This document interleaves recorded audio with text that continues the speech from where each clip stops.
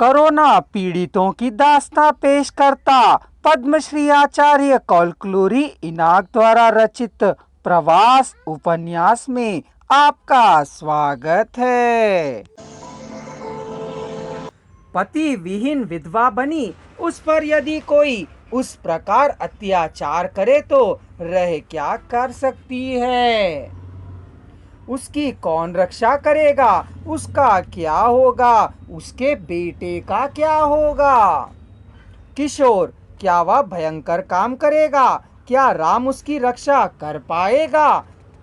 हाय भगवान कहे चारों ओर ताकने लगी थी रमा। उस युवक की मृत्यु से हुई व्याकुलता ने ससाराम के समूह के सभी लोगों को सोचने पर मजबूर कर दिया था।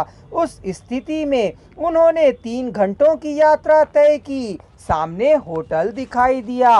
वह क्लास वालों का रेस्टोरेंट था। यात्रियों के ना होने से उस पर ताला पड़ गया था। उसके बगल में ही कारों को पार्क करने के लिए बड़े शेड्स थे। उसमें रतन के ग्रुप वालों ने सामान उतारकर राहत की सांस ली।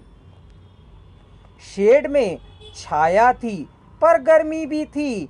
होटल के बगल में एक बोरी सी झोपड़ी थी। उसका एक नाम भी था, होटल नालंदा। क्या कुछ खाने को है? हाँ है, भात दाल मट्ठा, मात्र 10 रुपए। साथ लाए गेहूं और बाजरे की रोटियों को बहुत ही अनिवार्य स्थिति में ही खाना होगा, इसलिए सभी उस भोजन के लिए टूट पड़े। वहां ऑर्डर लेकर ही भोजन पकाया जाता है। वह होटल की ओनर, कैशियर, क्लीनियर एवं कुक भी थी। उसने 300 रुपए हाथ में लेकर खाना पकाना शुरू कर दिया।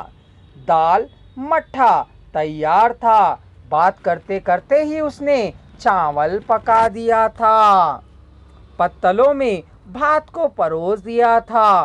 भात को और मांगना नहीं है। बगल में ही नल था, नीचे डस्टबिन थी। बस नालंदा का काम हो गया। निगोड़ी कोरोना कह नालंदा ने माथे को पोंछा। उसे किसी को भी छूना नहीं है, किसी को उसे छूने की जरूरत नहीं है। इस बीमारी का क्यों आना हुआ, मन ही मन वह बुदबुदाई। व्यक्ति के फेफड़ों की बीमारी एक प्रमाद है तो उसके फेफड़ों की बीमारी दूसरी व्याधि है। इस प्रकार वह कुछ ना कुछ बोलती हुई बड़बड़ा रही थी।